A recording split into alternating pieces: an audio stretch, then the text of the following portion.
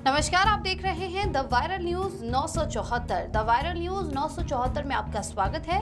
खबर अच्छी लगे तो चैनल को सब्सक्राइब करें और खबर को शेयर जरूर करें। अररिया जिले के बस स्टैंड स्थित ऐतिहासिक अगस्त क्रांति स्तंभ पार्क की स्थिति आज बेहद दयनीय हो गई है। आजादी के आंदोलन में शहीद हुए स्वतंत्रता सेनानियों की याद में निर्मित ये स्मारक पार्क अब उपेक्षा का शिकार हो चुका है। पार्क में लगे शिलापट्ट उखड़ चुके हैं, कई स्थानों पर पत्थर गायब हो गए हैं। पार्क घास फूस और जंगल से भर गया है। दीवारों पर लगी लोहे की ग्रिल भी अब गायब हो चुकी है। जिस शिलापट्ट पर स्वतंत्रता सेनानी रामदेनी तिवारी द्विज देनी का नाम अंकित है, वह भी अब टूटकर नीचे लटक रहा है।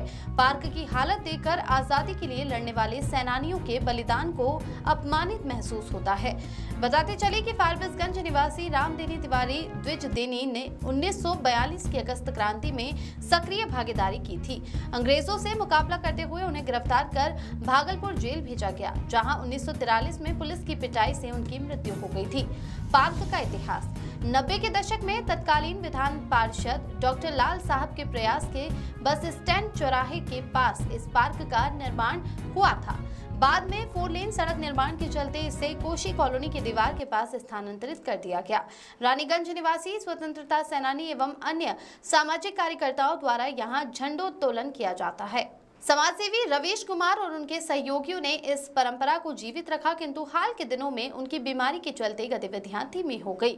सामाजिक मांग सामाजिक कार्यकर्ता राम नारायण विश्वास ने जिला प्रशासन से पार्क के शीघ्र जीर्णोद्धार और नियमित रखरखाव की मांग की है। उन्होंने कहा कि शहीदों की याद में बनाए गए इस स्थल की अनदेखी करना उनके बलिदान का अपमान है। उन्होंने अपील की कि इस ऐतिहासिक स्मारक को संरक्षित कर नई पीढ़ी को प्रेरणा देने का कार्य किया जाए। अब देखना होगा कि जिला प्रशासन और जिम्मेदार अधिकारी कब इस ऐतिहासिक धरोहर की सुधि लेते हैं। ये जो अगस्त क्रांति स्तंभ है, क्या कहेंगे? स्थिति देख लीजिए। स्थिति तो साफ साफ दिखाई दे रही है, पूरे जीर्ण शीर्ण अवस्था में है। और जब यह बना था तो यह हमारे अररिया का एक गौरव भी है। अगस्त क्रांति स्तंभ के नाम से ही लग रहा है कि क्रांतिकारियों की याद में यह बनाया गया था। और इसकी हालत आप देख रहे हैं तो बड़ा दुख हो रहा है। और मैं आपको बता दूं कि कुछ वर्ष पहले तक में श्री रवीश कुमार यादव, जो सरकारी स्कूल के शिक्षक हैं, उनके द्वारा 15 अगस्त और 26 जनवरी में इसकी सफाई करवाकर यहाँ झंडोत्तोलन का कार्य लगातार कई वर्षों तक किया जाता रहा। लेकिन मैं जब उनसे मिला पिछले कुछ दिन पहले तो वो काफ़ी अस्वस्थ हैं और उनका स्वास्थ्य ठीक नहीं है। तो शायद 1 आध साल पहले से वो यहाँ नहीं कर पा रहे हैं, स्वास्थ्य खराब होने की वजह से। और जिला प्रशासन द्वारा इसकी कोई साफ सफाई नहीं की जाती है। ये बड़ा दुख का विषय है। ये क्रांतिकारियों का, शहीदों का अपमान है एक तरह से। और मैं जिला पदाधिकारी से यह मांग करता हूँ कि ऐसे हमारे धरोहर को जो है ठीक ठाक करने का प्रयास किया जाए और इसका जीर्णोद्धार करने का काम किया जाए, ताकि यहाँ के युवा, अररिया के लोग इसको देखें और ये प्रेरणा ले सकें इससे। ये हमारे जिला प्रशासन से मांग है, जिला पदाधिकारी से खासकर ये मेरी मांग है कि इसको दुरुस्त करवाया जाए। परिचय दे दीजिएगा अपना। परिचय बहुत छोटा है, लेकिन फिर भी परिचय की अपनी गरिमा है कि मैं रवीश कुमार यादव यहाँ छोटे मोटे सामाजिक कार्यों में लगा रहता हूँ। और प्रगतिशील लेखक संघ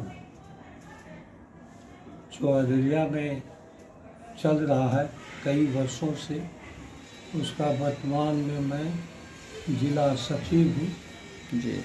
ये संस्था के प्रथम अध्यक्षता हमारे साहित्यकार प्रेमचंद जी किए थे जी जी। और महासचिव के रूप में सज्जाद जहीर साहब थे जी। ये प्रगतिशील लेखक संघ की बुनियाद ये है कि सज्जाद साहब इंग्लैंड में रह के पढ़ाई कर रहे थे और वहाँ उन्होंने देखा कि दुनिया के लगभग भाषाओं के विद्वान लोग इकट्ठे होते हैं और अपने विचारों को एक दूसरे में शेयर करते हैं, बांटते हैं।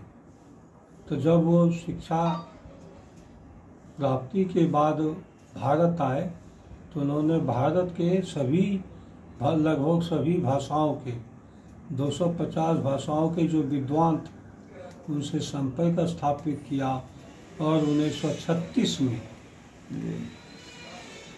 लखनऊ में एक सभा का आयोजन किया जिसमें भारत के लगभग सभी भाषाओं के विद्वान वहाँ उपस्थित हुए। तो उसकी अध्यक्षता जो है प्रेमचंद जी को मुकाबला करने का और संचालन का मौका सज्जाद जहीर साहब को मिला। तो उसी भावना और उसी को विचारों को आगे बढ़ाते हुए अररिया में भी इसकी स्थापना है जिसमें डॉक्टर एसआर झा साहब उसके वर्तमान में अध्यक्ष हैं और मैं सचिव के रूप में हूँ। इसी तरह से जो छोटे मोटे सामाजिक संस्थान हैं उससे जुट करके समाज के प्रति जो हमारा दायित्व बनता है उसका निर्वहन हम करने का प्रयास करते हैं। चाहे रेणु कुंज स्मारक हो या कारगिल पार्क हो या सर सैयद लाइब्रेरी हो या अनुमंडल लाइब्रेरी हो, प्रेस क्लब ऑफ इंडिया हो, रेड क्रॉस हो, इन सभी संस्थाओं के द्वारा जो छोटे मोटे कार्य किए जाते हैं